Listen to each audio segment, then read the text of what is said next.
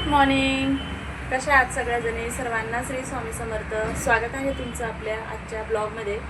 आजचा वार आहे गुरुवार आणि गुरुवारचा आपण ब्लॉग बनवणार आहोत. आता माझी घरातली सगळी कामं आवरून झाली. फक्त राहिली आहे देवपूजा आणि उंबरठा पूजन. कारण उंबरठा पूजन आणि गुरुवार असला की देवपूजेला आणि उंबरठा पूजनला खूप सारा वेळ लागतो. म्हणून मी बाकीची सगळी कामं आवरून घेतली आणि आता आपण करणार आहोत उंबरठा पूजन. तर चला, आता घरात मी तुम्हाला दाखवते बॅक कॅमेऱ्याने मी सगळं आवरून. तरी टोटल घरातली सगळी कामं आवरलेली आहेत. किचन ओटा वगैरे सगळं आवरून झाले. आता मी सुरुवात करणार आहे देवपूजेला. इकडे हॉलमध्ये पण सगळं आवरून झालेलं आहे व्यवस्थित. तर आता उंबरठा पूजन करण्यासाठी मी सगळ्यात आधी उंबरठा व्यवस्थित पुसून घेते. खरं तर मी सकाळी उठल्यानंतर बाहेर उंबरठ्यावर पाणी मारून झाडून घेते, पुसून घेते. पण काय आहे ना, रस्त्याच्या कडेला घर असल्यामुळे कंटिन्यू धूळ येत असते. म्हणून रांगोळी काढण्याच्या आधी पुन्हा एकदा व्यवस्थित पाण्याने पुसून घेते आणि मग रांगोळी काढायला सुरुवात करते. सगळ्याच्या आधी मी हळदीचं लेपन करणार आहे. तर हळदीचं लेपन करण्यासाठी मी इथं गोमूत्र घेतलं आहे थोडंसं आणि हे आहे गुलाबजल. ते गुलाबजल यामध्ये थोडंसं मिक्स करायचं आणि मग थोडंसं पाणी मिक्स करून, म्हणजे जेवढं पाहिजे तेवढं पाणी घेऊन पातळ अशी पेस्ट बनवून घेतली आणि मग हे उंबरठ्याला आपण लेपन करून घ्यायचं आहे. आता खरं तर उंबरठ्याबाहेर खूप थोडीशी जागा आहे, नाहीतर बाहेर पूर्ण हळदीनं सारून घेतलं तरी चालतं. पण इथे शक्य नाही, तर मी थोडंसंच घेते. जो हिरवा पट्टा दिसतो त्यावरतीच थोडंसं हळदीने सारवून घेते.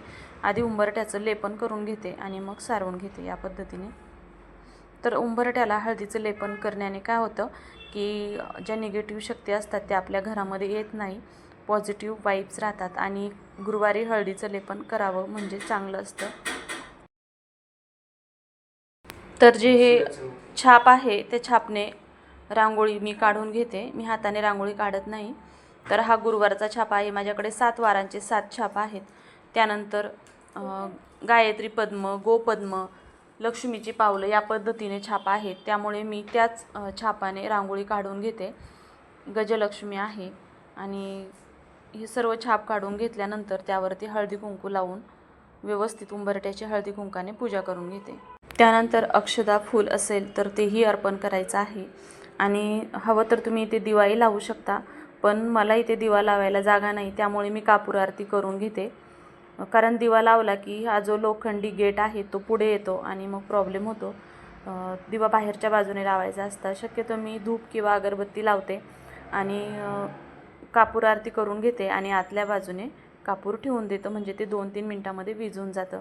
तर या पद्धतीने मी उंबरठ्याची गुरुवारचं पूजा करते.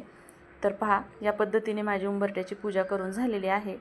आता ही जी फुलं आहेत आपल्या घरातलीच फुलं, म्हणजे बागेतलीच आपल्या कुंडीमध्ये लावलेल्या झाडांची निघलेली फुलं आहेत, ती मी इथे उंबरठ्यावरती वाहून घेते. जास्त पूर्ण फूल ठेवलं तर ते ह्या गेटमध्ये अटकतं, त्यामुळे मी थोडंसं पाकळ्या करून ठेवते. तर या पद्धतीने आपली पूजा झाली आहे. तर आता हे या पद्धतीने मी कापूर आरती करून घेते उंबरठ्याची. तर आता उंबरठ्याची पूजा करून झालेली आहे.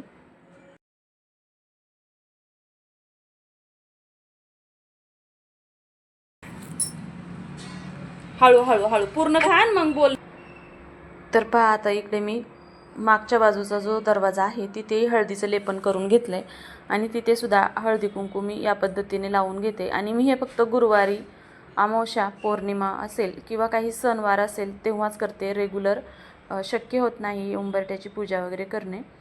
तर चला, या पद्धतीने उंबरठा पूजन झालेलं आहे. आता आपण करणार आहोत देवपूजा.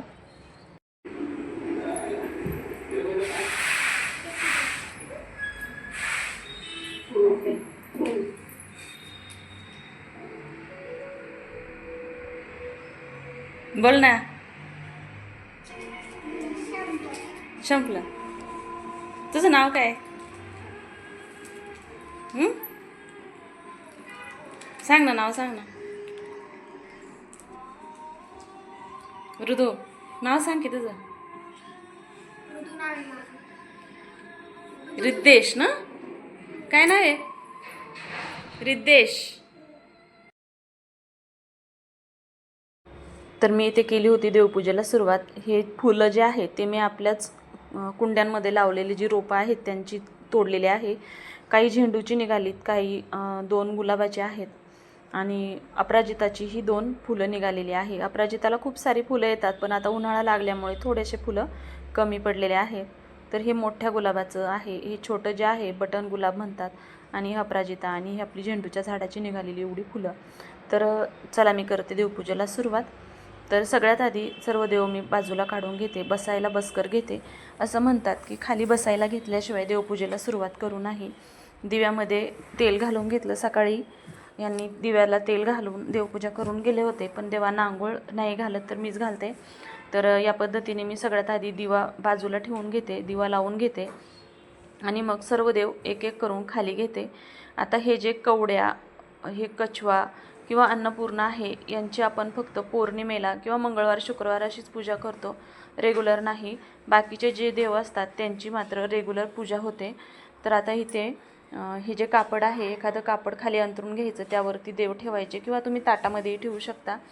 तर हे या पद्धतीने मी आता बाकीचे जे देव आहे ते एक एक करून घेते, खाली काढून घेते. त्यानंतर पूर्ण देव्हारा स्वच्छ करून घ्यायचा, थोडंसं पाणी वगैरे मारून स्वच्छ करून घेतला की मग नवीन कापड अंथरून घ्यायचं आणि पूजा करायची. आता सगळ्यात आधी मी फोटो पाणी लावून कपड्याने पुसून घेते. त्यानंतर सगळ्या देवांना आंघोळ घालून एक एक करून देव ठेवून घेते. सगळ्यात आधी फोटो घेते, त्यानंतर गणपती बाप्पा, त्यानंतर मग आपले लड्डू गोपाल, मग लक्ष्मी माता. या पद्धतीने मग स्वामी असतात, पण आज गुरुवार असल्यामुळे स्वामींचा अभिषेक करायचा आहे, म्हणून मी स्वामींचा अभिषेक नंतर करावं म्हटलं सगळ्यात शेवटी.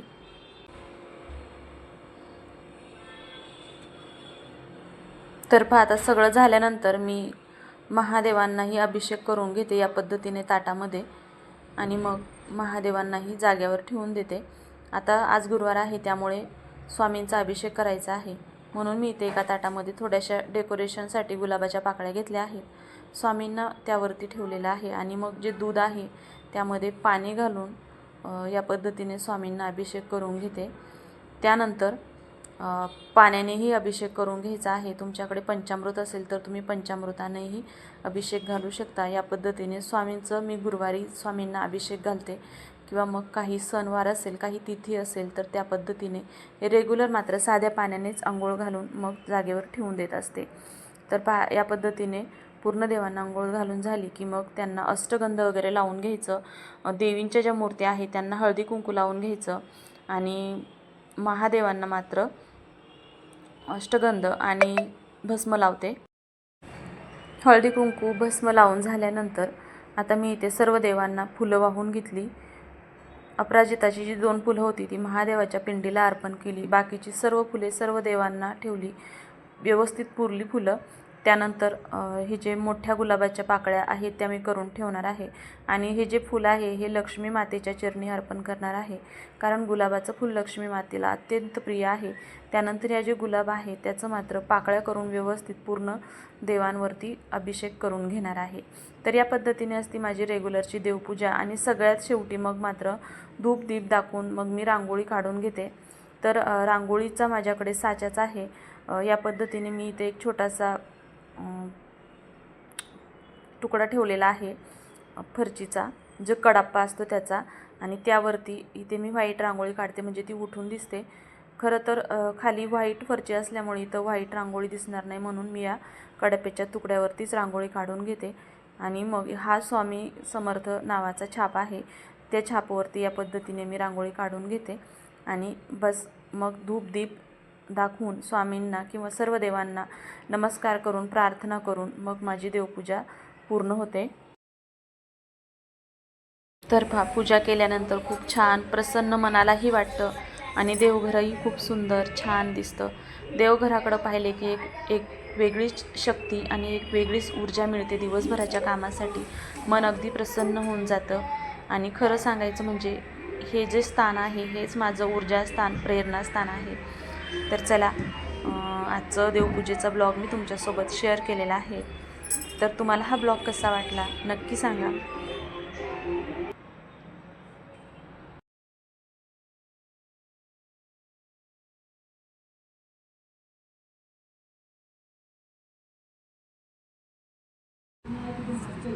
तर आता इथे हे आहे तर मी हे पाणी इथं झाडाला घालून घेते. या पद्धतीने हे देवपूजेला पाणी होतं.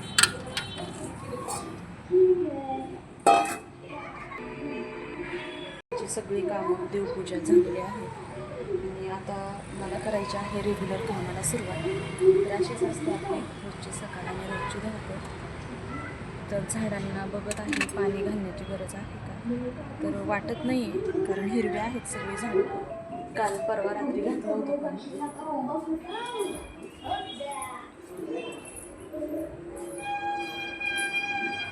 तर चला आता देवपूजेची भांडी कपडे धुवून घेते आणि मग बसते शिवणकाम करायला.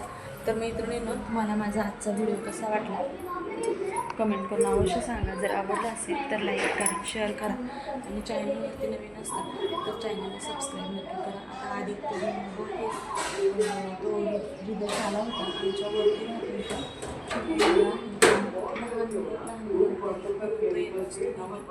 तो गेला आहे त्याला सोडवायला आणि तो गेला 1-5-10 मिनटं तरी तो त्याला सोडत नाही आणि मग आल्यावरती मग अभ्यासाला बसतो. तर आता इथं अभ्यासाचं जागेवर ठेवून गेलं आहे आणि तो त्याला सोडवायला गेला आहे. टी व्ही तसंच चालू ठेवला आहे. तर चला मैत्रिणींनो, आजचा व्हिडिओ तुम्हाला कसा वाटला ते अवश्य कमेंट करून सांगा. आवडला असेल तर लाईक करा, शेअर करा. तर व्हिडिओचा एंड करत होते तोपर्यंत हा आहे त्याला सोडून. तर चला मैत्रिणींनो, भेटूया नवीन व्हिडिओमध्ये. तोपर्यंत सर्वांना बाय बाय. स्वस्त राहा, मस्त राहा, आनंदी राहा.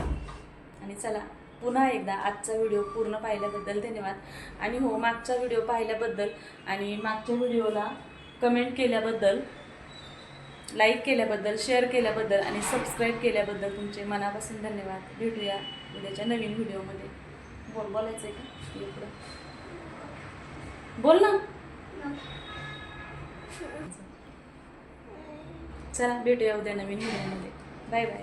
बाय आणि टेक केअर. Take care.